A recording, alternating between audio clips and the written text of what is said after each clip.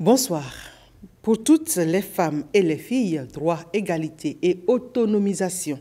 C'est le thème sous lequel la communauté internationale commémore cette année la Journée internationale de la femme. Moment de bilan de ce qui est fait en faveur des droits des femmes, mais aussi instant de réflexion sur ce qu'il importe de faire pour davantage améliorer les conditions de la femme. Au Bénin, des efforts remarquables se notent depuis quelques années et forcent l'admiration de tous. Avec mes invités sur ce plateau ce soir, nous passerons justement en revue les diverses actions et les principaux engagements du gouvernement en faveur des femmes au Bénin. Bonsoir, mesdames. Bonsoir, madame la journaliste. À ma droite, vous la reconnaissez, ça c'est clair, c'est madame Flore Djinou, la secrétaire exécutive de l'Institut national de la femme. Madame Djinou, bonsoir, merci d'être avec nous. Bonsoir, madame Adimi. En face de madame Djinou, Émilie Thibouté-Sama, certaines la connaissent, d'autres ne la connaissent pas. Elle est aujourd'hui la directrice adjointe du cabinet du ministère de l'Industrie et du Commerce. Elle se présentera sûrement plus amplement tout à l'heure. Madame Thibouté, bonsoir, merci d'être avec nous. Bonsoir, Justine. En face de madame Thibouté, elle, on va la présenter, mais vous la connaissez aussi. C'est Nadège Aroga Kodo, directrice générale des affaires sociales. Ça fait déjà maintes émissions que nous avons eu à faire ensemble ici et toujours pour parler de la femme. Comme on le disait la dernière fois, on n'en parlera jamais assez. Parce que la femme, c'est le sel dans la sauce. Effectivement. Mesdames, bonsoir à nouveau et merci d'avoir accepté notre invitation. La toute première question va s'adresser à vous, justement, madame Aroga Kodo. Quand on doit faire un bilan aujourd'hui par rapport aux actions engagées par le chef de l'État ou le gouvernement du Bénin en faveur des femmes, qu'est-ce qu'on va retenir fondamentalement? Merci, madame Adimi. Je pense qu'en termes de bilan, nous avons noté en matière de promotion des droits de la femme et de l'autonomisation des avancées au Bénin, plus que plusieurs textes de loi qui existaient avant ont été renforcés pour protéger suffisamment la femme. Et d'importants programmes également ont été implémentés sur toute l'étendue du territoire national pour impacter de façon spécifique les besoins des femmes. Donc je pense que en termes d'action, il y en a eu suffisamment dans différents domaines.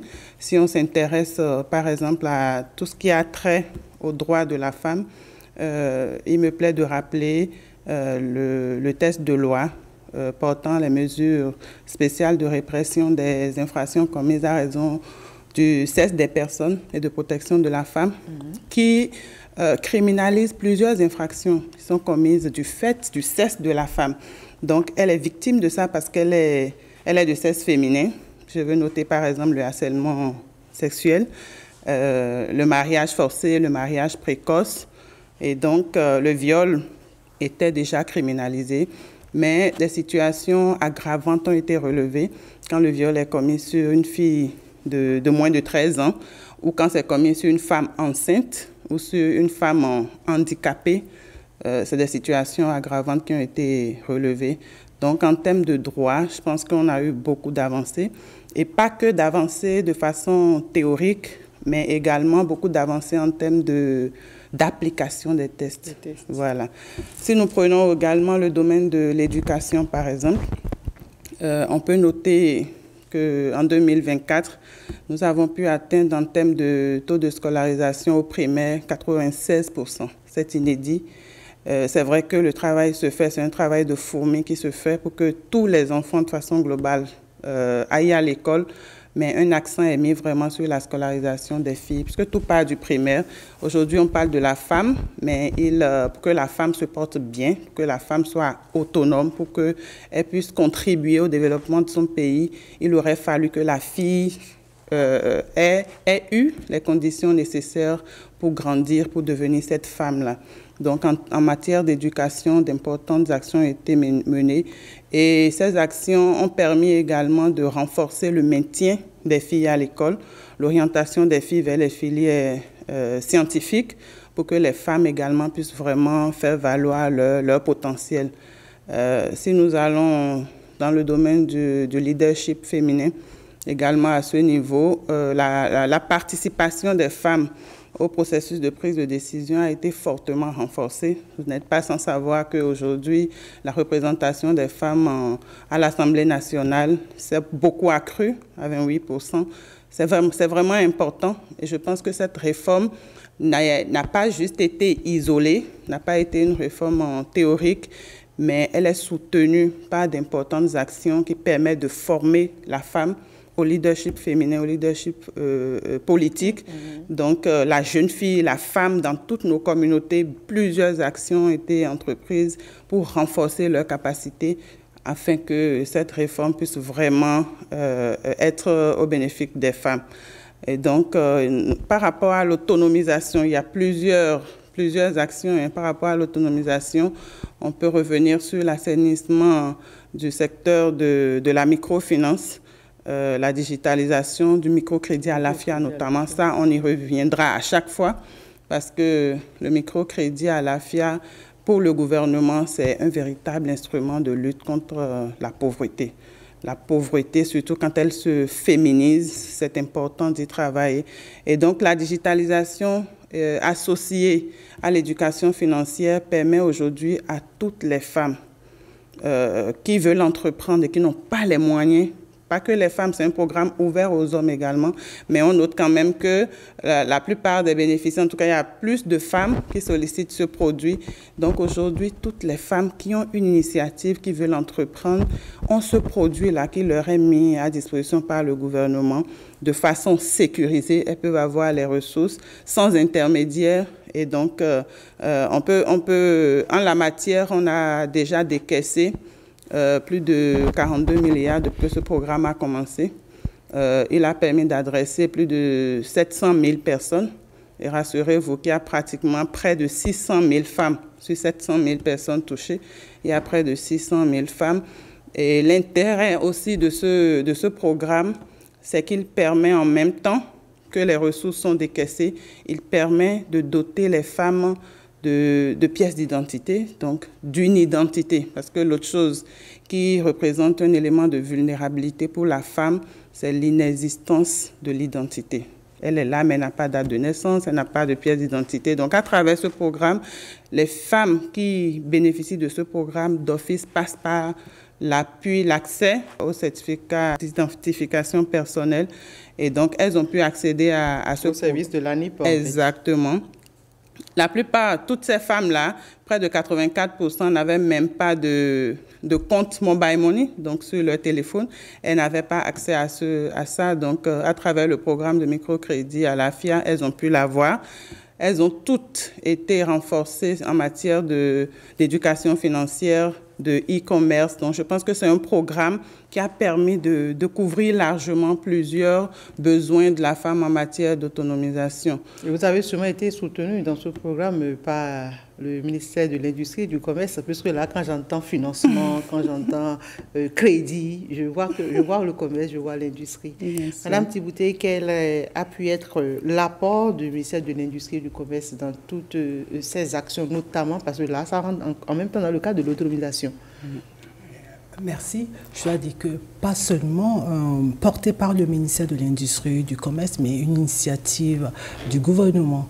C'est ce qu'on voit de plus en plus, ce sont les marchés. Oui. La construction des marchés. Et quand on parle justement de l'éducation de la fille, il faut bien que la maman ait des moyens. Et la plupart du temps, quand vous allez dans nos marchés, ce sont des femmes qui occupent nos marchés. Et donc, le gouvernement a mis un accent particulier pour leur offrir des conditions optimales d'exercice de leur activité commerciale. Donc, des cadres adaptés où il y a l'hygiène, il y a l'assainissement et puis, comme on le sait, le marché est un lieu social. Donc, c'est une communauté qui se crée. Et évidemment, dès qu'on se sent à l'aise, on mène mieux ces activités. Maintenant, à côté de ça, évidemment, le gouvernement a mis plusieurs fonds à la disposition, c'est vrai, de l'ensemble de la population. Ce sont des financements inclusifs. Quand vous prenez le Fonds national de développement agricole, le FNDA, c'est plusieurs milliards qui sont mis à la disposition des femmes aussi bien que des hommes. Donc, que vous soyez des agriculteuses ou de grandes commerçantes, vous pouvez bénéficier de ces fonds-là. Nous avons également aujourd'hui là des PME qui est le guichet unique, c'est une fierté pour le Bénin et qui travaille aussi pour l'autonomisation des femmes. Il y a des programmes spécifiques justement pour accompagner les PME dirigées par les femmes. Et donc, nous sommes toujours dans ce processus de financement à taux bonifié. Donc là, quand on finit des activités génératrices de revenus, le relais au niveau du ministère de l'Industrie et du Commerce, c'est de faire en sorte que les femmes puissent avancer et produire à échelle. Et donc il y a ces instruments-là qui sont mis en place par le gouvernement pour les accompagner et rendre notre commerce dynamique, sachant bien que le commerce a un impact sur la croissance économique. Et justement, pour en arriver là, il faut déjà qu'on puisse octroyer aux femmes les droits, que le mari puisse accepter que la femme aille réellement mener une activité génératrice de revenus pour s'autonomiser. Et c'est là que l'INF intervient souvent, si je ne me trompe. Madame Djinou. Merci Madame Adimi. Une action très forte que le gouvernement a posée est bel et bien la création de l'Institut national de la femme. Nous sommes là dans notre 4e année d'opérationnalisation. Et la particularité de l'Institut, c'est le mandat juridique et judiciaire que nous avons, qui nous confère le droit d'ester en justice, de nous constituer partie civile devant les juridictions, qu'elles soient ordinaires ou spécialisées. Et ça, c'est un grand pas en avant en termes de promotion des droits des filles et des femmes, en ce sens qu'elles ont maintenant accès à une justice déjà gratuite, elles ont accès à une justice équitable, elles ont accès tout simplement à la justice, elles peuvent se faire entendre et se faire accompagner tout au long du processus. Je ne sais pas s'il y a une institution en Afrique ou ailleurs qui est doté d'un mandat aussi fort que celui de l'Institut national de la femme. Et c'est vraiment le lieu de remercier le gouvernement pour cette avancée, pour avoir mis sur pied l'Institut national de la femme. Peut-être qu'on va rebaptiser la maison de la femme béninoise. On verra bien. Mais pour l'heure, c'est l'Institut national de la femme. Nous allons poursuivre les échanges toujours sur les actions, mais avant, je vous invite à suivre cet élément toujours sur le bilan de tout ce qui a été fait avec le MASM.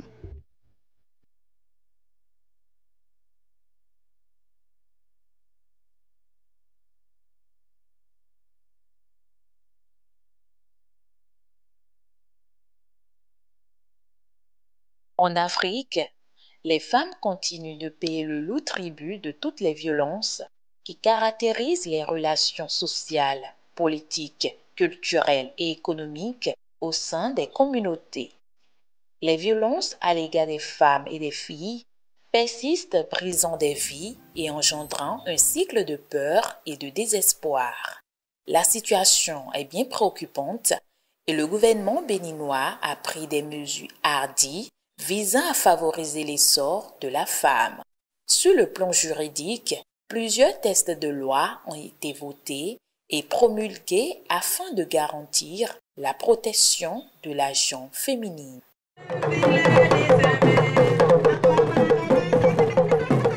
Initiative du ministère des Affaires sociales et de la microfinance, ces séances de sensibilisation et de vulgarisation des textes de loi en faveur des femmes ont été organisées dans tous les départements du Bénin. À chaque étape du périple, l'équipe de la plateforme juridique du projet Souhaite Bénin entretient les populations sur les différents textes de loi avec un point d'honneur sur les précisions qui leur permettront de ne pas enfreindre les dites lois. Chère population, avant 2021, le Bénin avait des textes de loi qui protègent les filles et les femmes, n'est-ce pas? Mais on a remarqué que malgré l'existence de ces textes de loi, les violences exercées contre les filles et les femmes continuent. Qu'est-ce qu'il faut faire?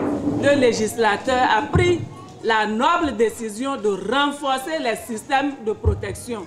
La plateforme des juristes est une plateforme qui a été mise en place par le ministère des Affaires sociales. Bon, la plateforme a mis en place le recueil des textes de loi qui protègent les filles et les femmes au Bénin. Donc, une fois que c'est fait, il fallait former déjà ceux qui sont dans la communauté pour accompagner le projet à passer le message dans la communauté. Donc c'est ce qui se passe actuellement. Donc il y a eu d'abord une première vague de formation des formateurs. Et ces formateurs aujourd'hui sont en train d'entrer dans la communauté pour relayer ce qu'ils ont appris. Le viol est accompagné par des primates de torture et de barbarie et même entraînant la mort.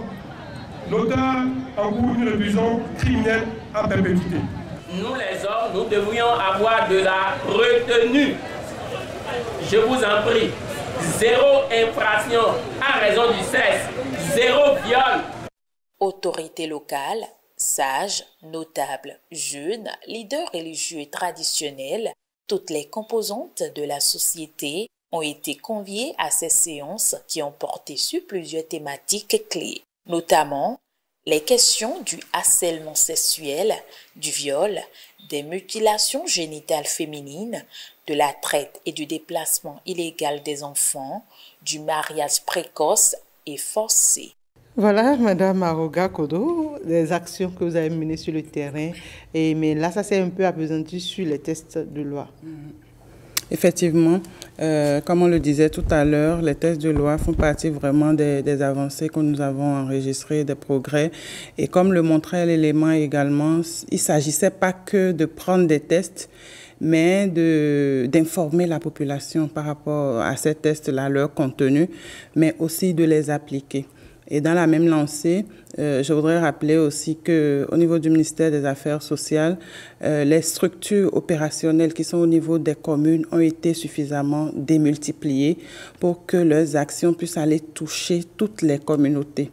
Pour les communes dans lesquelles ces structures n'ont pas été démultipliées, la stratégie a été renforcée pour qu'elles puissent descendre en communauté, en stratégie avancée pour pouvoir sensibiliser, informer. Parce que une chose est d'avoir les tests, l'autre est que les détenteurs de droits puissent savoir qu'ils détiennent ces droits-là et puissent connaître les voies de recours quand ces droits sont brimés. Et donc, dans la même lancée, toujours par rapport aux actions, on pourrait également revenir sur la mise en place d'une plateforme qui a permis d'enregistrer les groupements féminins, les groupements mixtes. Et donc, par rapport à ça, il y a eu plus de 4000 groupements qui ont été enregistrés et l'enregistrement permet d'intégrer ce groupement dans le fichier national et de pouvoir mieux le suivre, l'encadrer. Donc, plus de 10 000 femmes ont été formées en éducation financière, en gestion d'une activité génératrice de revenus. Toujours pour autonomiser beaucoup plus les femmes, une plateforme a été également mise en place, c'est la plateforme du compendium des compétences féminines, parce que les femmes sont formées, les femmes font beaucoup de choses, mais à un moment donné, il était très important de pouvoir produire des évidences, de pouvoir regrouper ces informations-là pour avoir une idée assez claire de qu'est-ce que la femme béninoise est capable de faire, qu'est-ce que la femme béninoise fait. Donc, la plateforme du compendium de compétences a permis aux femmes de s'inscrire, qu'elles soient cadres de l'administration publique, qu'elles soient artisanes, quel que soit son secteur d'activité, de pouvoir s'inscrire. Et cette plateforme permet de capitaliser les compétences que les femmes ont. Et bientôt, la plateforme pourra entrer dans sa phase de valorisation pour que elle puisse constituer une référence en matière d'identification de femmes, en matière de mise en place de projets, en matière de responsabilisation des femmes.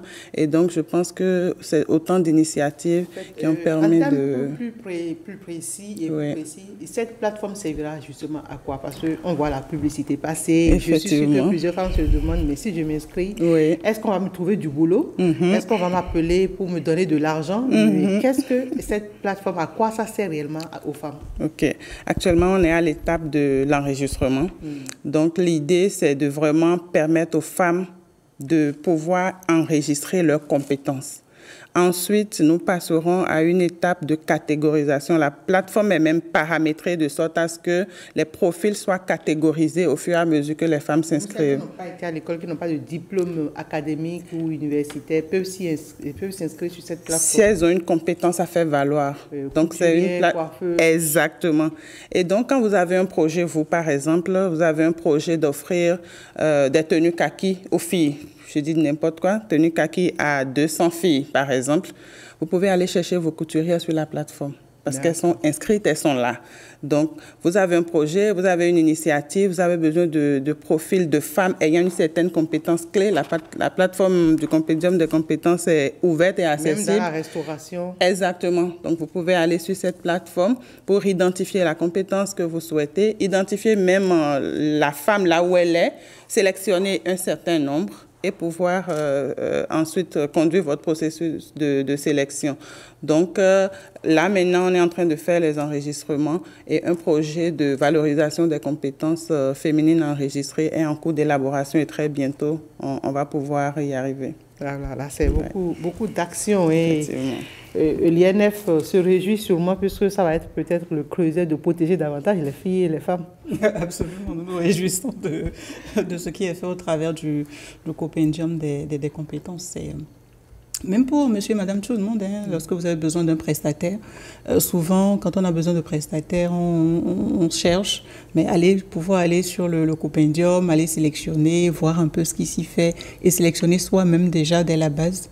En plus, c'est gratuit, si je ne m'abuse. Donc voilà, c'est une très bonne initiative. Oui, une très belle initiative en tout cas. Alors en matière on parle de droit, égalité et autonomisation. L'INF aussi intervient forcément. Oui, nous intervenons, mais en termes de promotion des droits des femmes, pour nous, c'est vrai, nous avons un mandat purement juridique et judiciaire, mais en termes de promotion des droits, nous sommes vraiment dans les sensibilisations, vraiment les sensibilisations, déjà à l'endroit du public, pour que, voilà, monsieur, madame, tout le monde, comme je disais tantôt, puisse en apprendre un peu plus sur les lois, parce que les lois existent, nous avons plusieurs lois qui existent, mais force est de constater que peu de personnes s'y intéressent. C'est vraiment lorsque il y a des cas de violence ou autre qu'on va regarder un peu que disent les tests. Donc, dans cette veine-là, nous faisons énormément de campagnes à l'endroit du public et aussi à l'endroit des femmes. L'année dernière, en 2024, nous avons fait une campagne nationale à l'endroit des jeunes filles des collèges et lycées d'enseignement public pour vraiment aller à leur rencontre par rapport à la problématique du harcèlement sexuel qui continue encore et encore. Il faut juste voir les statistiques pour voir que les plaintes les plaintes en termes d'harcèlement sexuel n'arrêtent pas de grimper. Donc ça, c'est une chose que nous avons fait. Nous allons aussi à l'endroit des femmes des communautés rurales. Nous l'avons fait en 2023 en sélectionnant les départements du Mono et du Koufou parce que nous nous sommes rendus compte qu'il y avait pas mal de violences de type économique qui s'exerçaient parce que dans ces localités, et c'est vraiment un fait culturel, dans ces localités, la femme, lorsqu'elle génère un certain revenu à la fin du mois, la culture lui demande tout simplement de reverser l'intégralité de ses revenus à son conjoint qui en dispose comme il veut. Donc c'est une forme aussi de violence et nous sommes vraiment avec ces femmes-là dans les communautés pour mettre l'accent. Il ne s'agit pas de venir renverser la culture ni ce qu'elle dit, mais il suffit de mettre l'accent, c'est vraiment le lieu pour nous de mettre l'accent sur ce qui est fait et de leur montrer que ça va à l'encontre en fait de leurs droits. Parce qu'étant femmes, ayant exercé une activité de génératrice de revenus, il leur revient de pouvoir en jouir pleinement. C'est un droit qu'on ne saurait leur arracher. Et la semaine prochaine, nous retournons aussi toujours vers les femmes des communautés. Et Madame Junon, on va revenir sur toutes les actions de l'INF, notamment sur ce qui est en attente. Mais comme on est actuellement en train de parler déjà du volet économie, autonomisation, j'ai bien envie d'écouter Madame Thibouté sur le volet autonomisation. Madame Junon a dit quelque chose de fondamental tout à l'heure. Les femmes ont le droit de gérer leur économie. Et vous avez les techniques pour amener les femmes à gérer leur économie. Qu'est-ce qui a été fait jusque-là et comment est-ce que vous voyez le climat socio-économique de la femme au Bénin? Merci. Déjà, je voudrais ajouter une action phare et qui me semble capitale d'en parler, c'est que notre gouvernement a fait un budget sensible au genre. Oui. Et ça, c'est très important. Donc, vous allez voir que tous les directeurs de la planification et de l'administration financière ont été impliqués, ont été sensibilisés pour que dans les PTA, tous les programmes prennent en compte la dimension genre. Oui, c'est pourquoi je disais tout à l'heure dans mon introduction que les actions forcent réellement l'admiration en tout cas. Oui, et ça, nous en sommes fiers. Et aujourd'hui, quand vous prenez les différents ministères, donc il n'y a pas de programme sans cette dimension-là. Ça veut dire que déjà au niveau des postes, ça c'est aussi important de le souligner, au niveau des postes, au niveau des cabinets, au niveau des directions techniques, au niveau même des responsables, des chefs services techniques, il y a de plus en plus de femmes. Nous, par exemple, quand vous prenez au niveau des directions départementales de l'industrie et du commerce, ça c'est pour donner peut-être un aperçu de comment déjà côté administratif, la promotion du genre est faite. Donc, nous avons une parité parfaite. Nous avons 3 femmes. La politique a été, en tout cas, bien respectée, donc, nous avons réglementée là. Tout à fait. Nous avons donc 3 femmes qui sont directrices départementales de l'industrie du commerce et 3 hommes. Et elles travaillent très bien. Donc, c'est une saine émulation. Ça, c'est important de le dire. Notre cabinet est de plus en plus féminisé. Et pour dire que l'industrie et le commerce étant au cœur de la croissance économique et au cœur d'un développement inclusif, que c'est important que les femmes portent la voix à cause de la sensibilité. Et moi, j'ai l'habitude de dire que les femmes, et pour en revenir à votre question, elles ont la latitude, je dis la latitude de pouvoir avancer réellement et de naviguer dans un environnement complexe. Vous savez, j'ai la chance de faire des recherches doctorales sur l'entrepreneuriat féminin et on en arrive, et ça rejoint Madame Djitonou, on en arrive... Oui, Madame Djinou. Madame Djinou. Et on en arrive à ce qu'on appelle le féminisme de négociation. C'est-à-dire que quand une femme est dans un village ou même en ville et qu'elle veut mener une activité économique, c'est juste qu'elle utilise ce qu'on appelle ses soft skills, c'est le soft power. Je sais que peut-être que mon homme, il est réticent à ce que je fasse une activité économique, mais je vais le voir. Je négocie avec lui, sachant bien que le droit, le cadre juridique et institutionnel me permet peut-être de montrer mes muscles, de dire j'ai le droit de faire ça. Mais pour l'équilibre de la famille, je négocie. Et je sais comment y arriver. Donc, on n'a pas toujours besoin de muscles pour affirmer ce qui est de droit. Pour avoir ce qu'on mérite. Ce qu'on mérite. Mais ça, c'est utiliser nos soft skills. C'est-à-dire qu'il y a la présidente de l'INF qui avait fait une communication justement au cours de la GIF au ministère des Affaires étrangères et qui parlait d'un couple ami à elle, quand l'homme entre et qu'il se met à crier, les enfants ne réagissent pas. Mais il suffit que la femme, elle regarde l'enfant, son regard parle et l'enfant se met. C'est dire que nous avons en fait tous ces atouts que nous devons utiliser.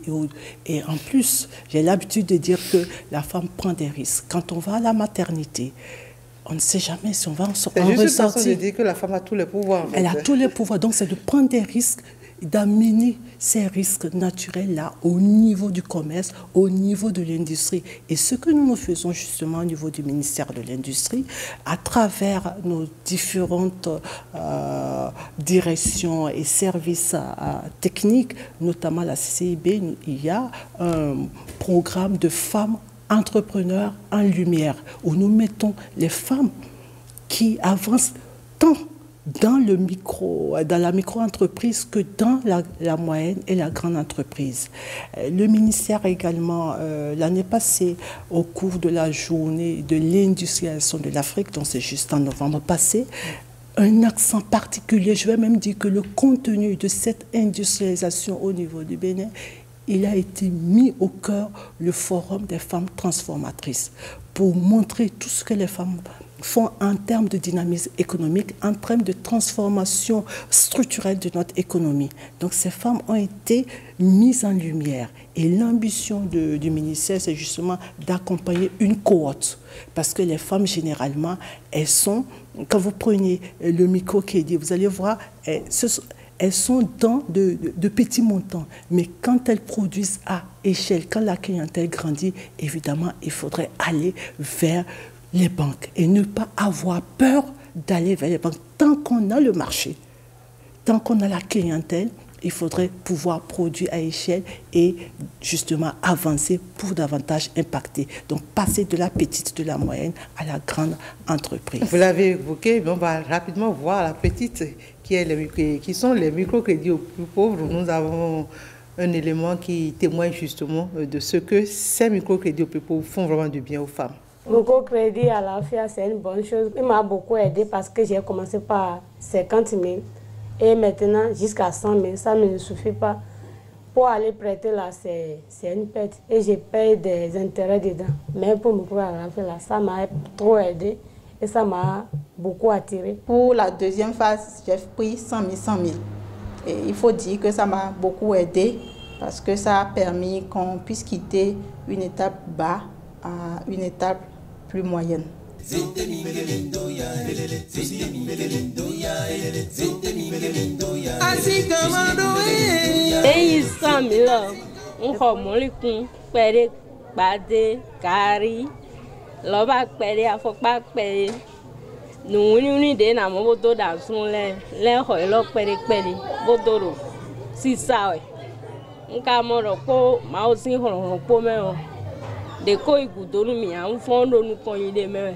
Microcrédit à la FIA, ça a changé beaucoup de choses chez moi, hein. Sincèrement. Avec ça, quand j'ai pris là, j'ai encore augmenté. Mes marchandises ont augmenté.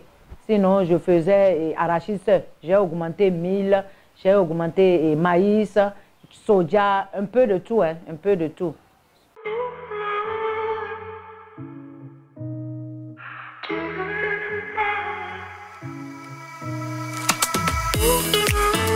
Quand j'ai eu l'appel à candidature du PAEC, j'ai hésité. Je me suis dit, mais j'ai déjà eu la chance de participer quand même au RECAFEM. Est-ce qu'il ne vaut pas mieux laisser la place à d'autres personnes pour qu'ils puissent en bénéficier aussi? La formation qu'on a eue au sein du PAEC, j'ai réalisé que c'est beaucoup plus développé. Et il y a eu de nouvelles thématiques qu'on n'avait pas eues lors du RECAFEM. Et je pense que tout ce qu'on a eu comme enseignement, c'est ce dont nous, femmes, qui avons l'ambition d'aller et réussir en politique, c'est ce dont on a besoin qui nous a été réellement enseigné. Ça a été vraiment de la pratique. Cette formation m'a permis d'être plus décisive. Je doutais de moi et parfois je me demande est-ce que je peux, je doute. Je pense que je n'ai pas la possibilité, je n'ai pas la capacité, mais cette formation m'a encore rassurée. Grâce à cette formation, j'ai eu des notions, des exercices qui m'ont permis à dire oui. En réalité, je n'étais pas prête. Mais après cette formation, je suis vraiment prête, outillée. Je crois que ça peut y aller. Et je vous avoue que les premiers pas que nous avons faits avec le projet nous ont vraiment édifiés. Jusqu'aujourd'hui, certes, nous militons déjà dans un parti, mais les appuis que nous donne ce projet nous permettent de renforcer notre leadership et notre engagement politique. Dans ma communauté, il y a eu un changement envers moi, et même dans mon foyer. Et cette formation m'a permis d'expliquer à mon mari, en fait, l'avantage d'une femme qui s'engage en politique. Et aujourd'hui, nous avons des représentantes et au niveau de l'Assemblée là-bas, et ça nous donne le modèle. Et avec cet élément témoin, vous voyez avec moi que les femmes ont juste besoin d'un coup de pouce, juste besoin de l'information, juste besoin de qu'on leur fasse comprendre qu'elles sont capables, qu'on les pousse, qu'on les encourage. Et vous l'avez suivi avec moi, même les 100 000 femmes ont fait des merveilles. Oui. Madame Thibouté disait qu'il faut aller maintenant vers la grande industrialisation, vers le grand commerce. Oui, tout à fait. Je dois rappeler déjà que l'une des activités phares du ministère de l'Industrie et du Commerce, c'est le mois du consommant local. Et donc, au cours de ce mois du consommant local, une part belle est faite aux femmes. Donc, les stands sont mis à leur disposition gratuitement pour leur permettre de faire la promotion de leurs différents produits, mais également de réseauter et d'aller aussi à la rencontre, comme vous l'avez si bien dit, de ces grandes femmes qui ont du succès d'aller aussi à la rencontre de ces entreprises, ces grandes entreprises qui viennent exposer et de se dire que, mais on a la capacité, on a la possibilité de rêver grand. De faire comme cela. De faire comme cela. Et c'est pour cette raison que le Forum des femmes transformatrices a toute son importance pour dire aux femmes, écoutez, à un moment donné, acceptez d'ouvrir votre capital pour agrandir justement votre entreprise. Parce qu'il n'est pas possible qu'avec vos propres fonds, que vous puissiez arriver à conquérir de grands marchés. Or, l'ambition, c'est de vraiment avoir des champions. Si ailleurs, il y a des femmes industrielles,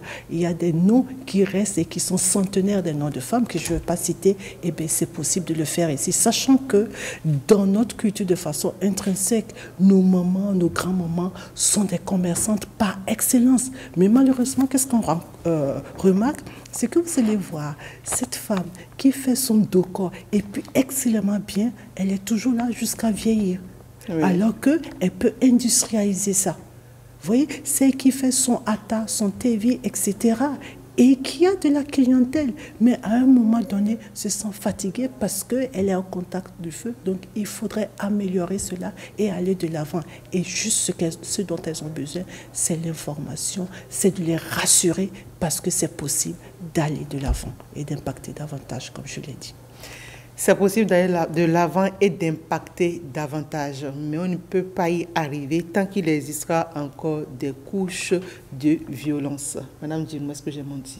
Vous avez tout à fait raison. On n'y arrivera pas tant qu'il y existe encore des couches de violence. Et malheureusement, il existe encore des couches de violence dans notre pays. Il suffit juste de jeter un œil sur les statistiques. Par exemple, les statistiques que nous avons eues en 2023, 1117, ensuite en 2024, 2109, presque le double. Et là, fin février, nous avions déjà à l'Institut national de la femme dépassé la barre des 700 plaintes.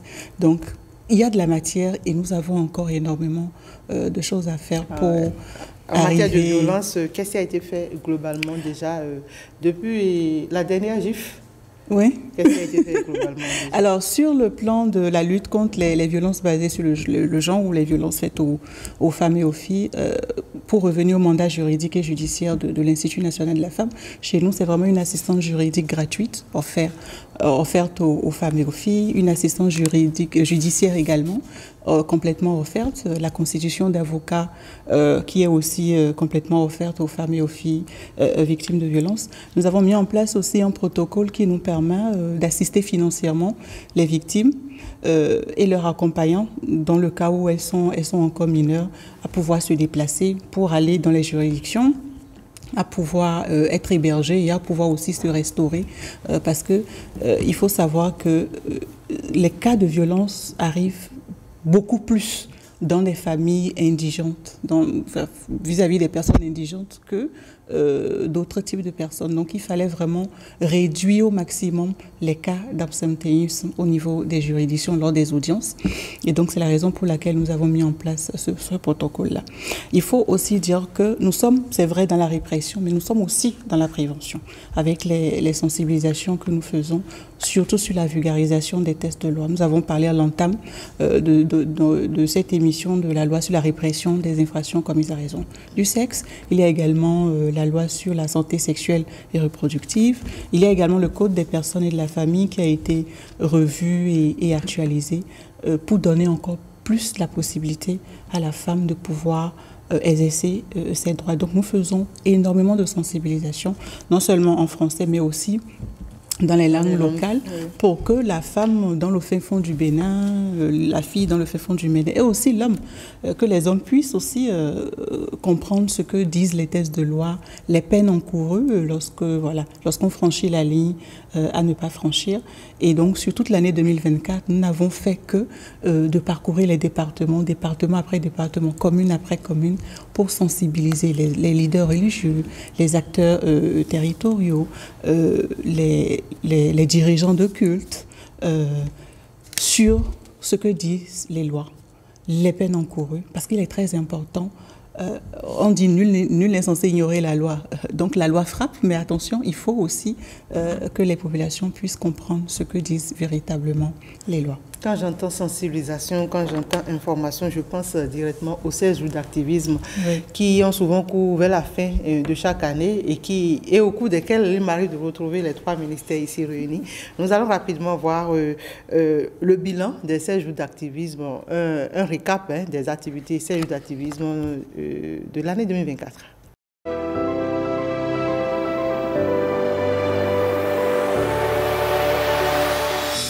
Ras le viol, ras le harcèlement sexuel, ras les mariages précoces, ras les discriminations, des plus subtiles aux plus flagrantes, faites aux femmes et aux filles.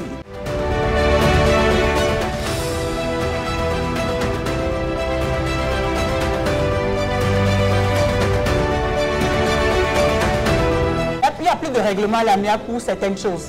Viol, inceste, mariage forcé, mariage précoce, harcèlement sexuel. Il y a plus de, on ne peut pas parler de règlement à l'amiable. En tout cas, que l'INF n'entende pas. Parce que lorsque nous on a entendu, il n'y a pas de oh, on vient changer, on désiste. Non, impossible.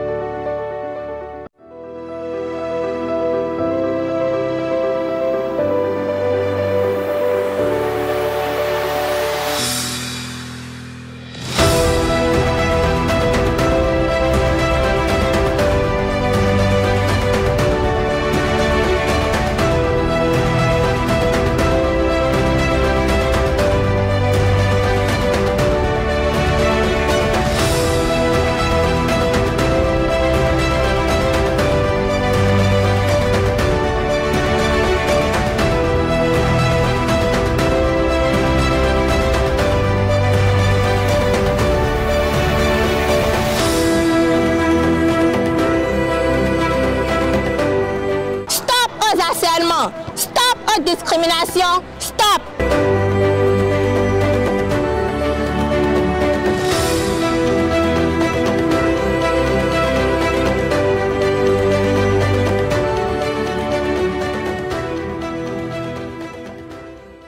Une question tout de suite pour vous, mes chères dames. Autant d'actions chaque année, autant d'engagement, autant d'engouement, mais qu'est-ce qui fait que on continue encore de parler de violences basées sur le genre, de droits de femmes non respectés, de non-autorisation de la femme? Qu'est-ce qui ne marche pas? Qu'est-ce qui ne marche pas? Focalisons-nous sur ce qui marche. Focalisons-nous. En réalité, il faut savoir que les questions de violence ont toujours existé. Les questions de violence ont toujours existé. C'est vrai qu'aujourd'hui, nous avons un arsenal juridique. Il y a le gouvernement qui met le paquet, les OSC, les PTF, il y a des institutions fortes, voilà. Mais donnons-nous le temps. Donnons-nous le temps d'apprécier ce que nous faisons. Et vous verrez que d'ici quelques années, les statistiques vont chuter et on arrivera à ce Bénin où c'est vraiment une terre d'épanouissement pour la femme et la fille. Je pense que nous devons véritablement nous concentrer sur ce que nous faisons, regarder un peu ce qui reste à faire et ne pas baisser les bras lorsqu'on regarde les statistiques, lorsqu'on jette un œil sur les statistiques, parce que nous avons encore du chemin, je l'avoue. Madame Thibouté, aujourd'hui, si on demande qu'est-ce qu'il reste à faire réellement pour que la femme soit financièrement autonome, qu'est-ce que vous répondrez? Alors, c'est déjà de toucher quelques points de notre culture. Et en même temps en rappelant que nous avons quand même une culture où la femme a été aussi pendant longtemps au cœur des décisions, que ce soit dans les royaumes ou dans tout ce qui est rituel. Quand vous allez dans nos villages, il y a des rituels qui se font uniquement que quand la femme vient. Et donc, il paraît important quand même de relever ces aspects positifs de notre culture et que ça fasse, je vais dire que ça rentre dans les consciences. Parce que l'une des choses aujourd'hui, en fait, on a les réseaux sociaux et on a l'impression que les violences augmentent, mais elles existaient. Et il y en a qui sont très sournoises. Il suffit que sur la route que vous soyez à votre volant, Et quelqu'un qui vient vous heurter, qui a tort, vous dira tout de suite quand vous achetez la voiture, que vous ne faites rien, etc. Donc ces violences existent. Donc ce qu'il faut faire, c'est de montrer à cet homme-là, à ce père de famille, que quand il a sa fille, il n'aimerait pas qu'on violente sa fille. Et à ce titre, il ne devait pas violenter la femme qu'il a, qui est la fille de quelqu'un. Donc cette sensibilisation doit continuer.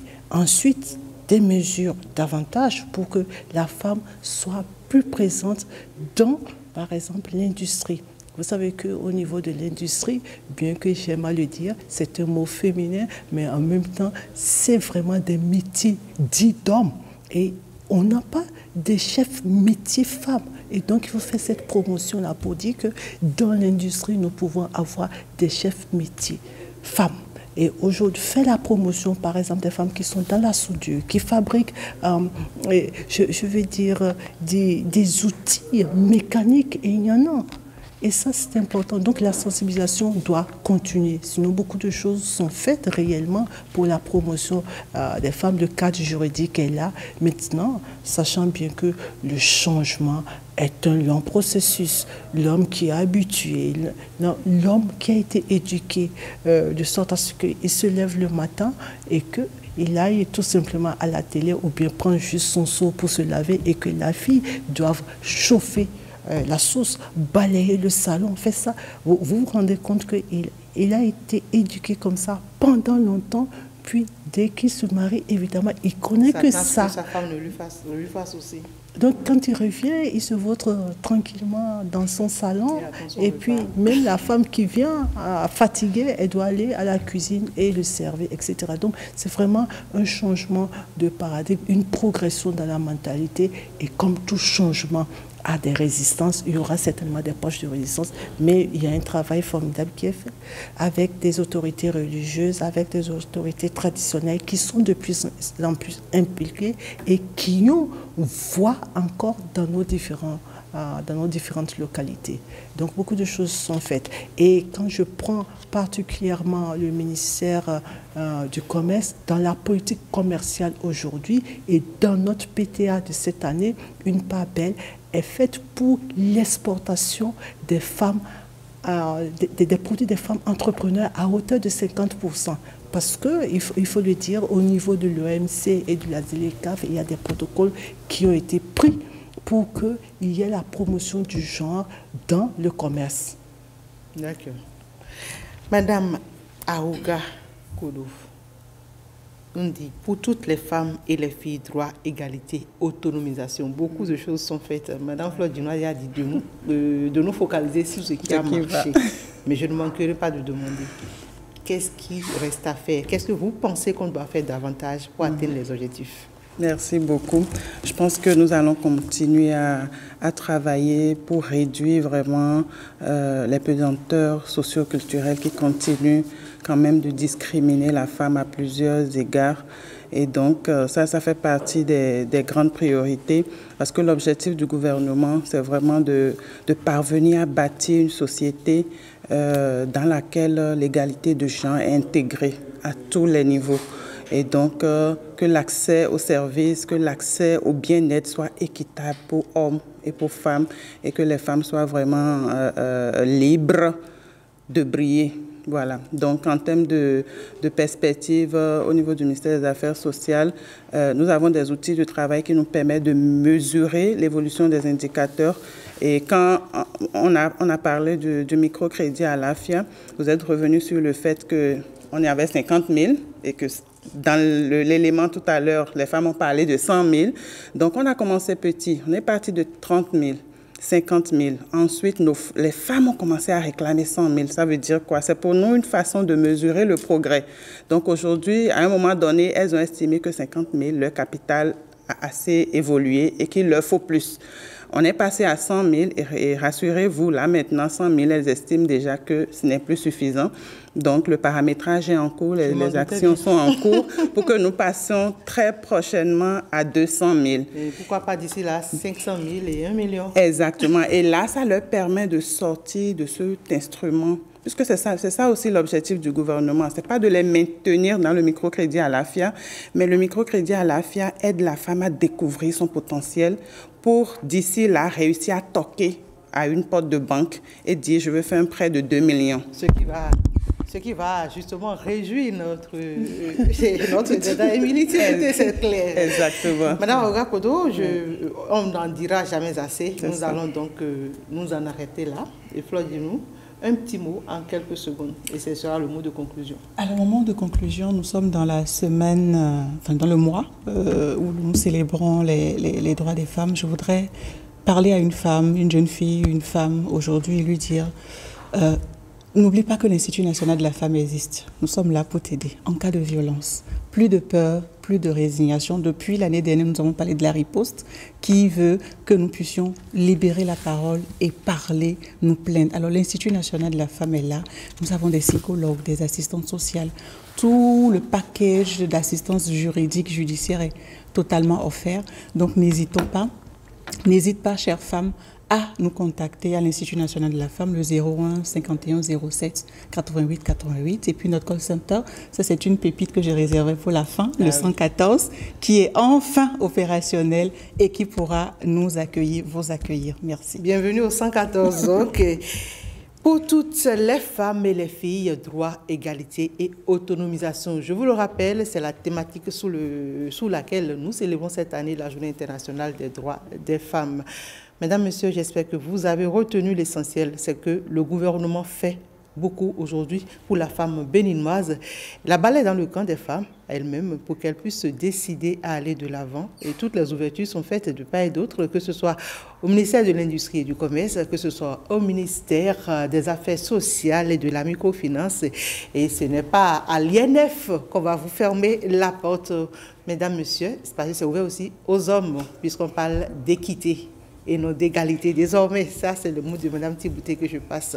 Et c'est sur ces mots que je vous dis merci de nous avoir suivis. Merci à vous, chers invités, pour ces instants de partage. Ce n'est jamais assez. On reviendra souvent encore sur d'autres plateaux, sur ces questions. Merci, mesdames, messieurs, de nous avoir suivis.